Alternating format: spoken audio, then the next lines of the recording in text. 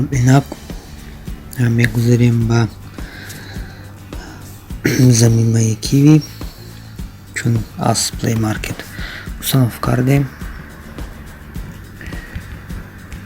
ما میتوانیم اینجا برنامه را با رقم خود خب رجیستراسیون کرده باشیم. چون رقم را در آوردید و شما کد می آید.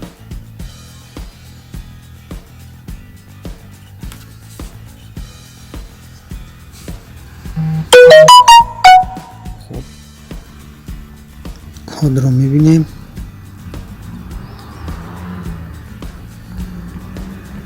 و با جای لازم می داریم، یعنی به قطار لازم می داریم.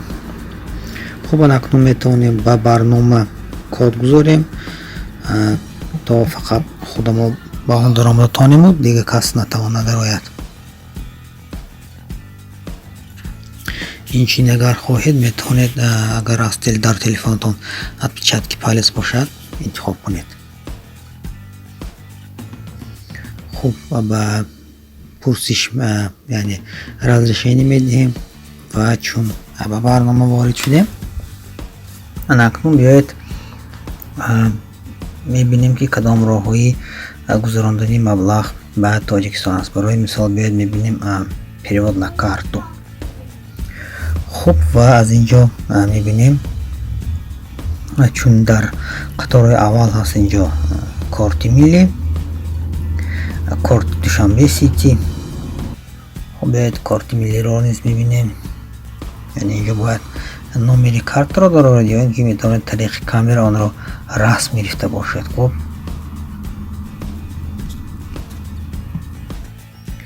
ما انتخاب میکنیم دوشنبه سیتی. خب و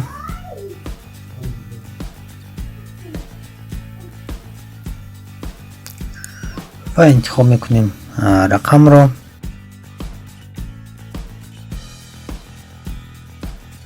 خب رقم تلفن رو میبینیم که میشود یا نه.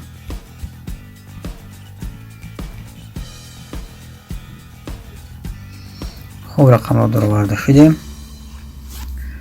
قبول شد. خب میتونیم اینجا برای مثال بگویم اگه سوم رو براریم و انتخاب میکنیم оплатить.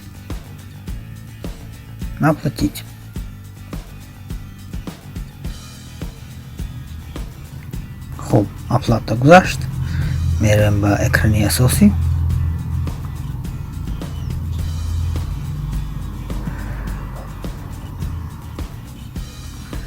و برای مثال بیایید میبینیم که این مبلغ تا کارت ما اومد یا نه.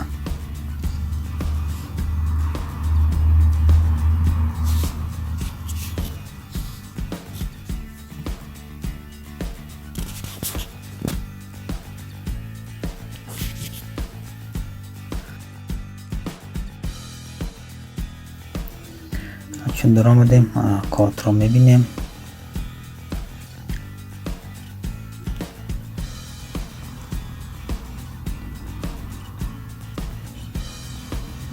خب بیایید میبینیم استوریا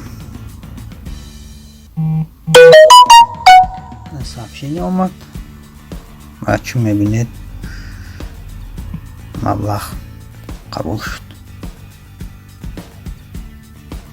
مبلغی نامگذاری و کارت ما اومد، сообщение ها قبول شد.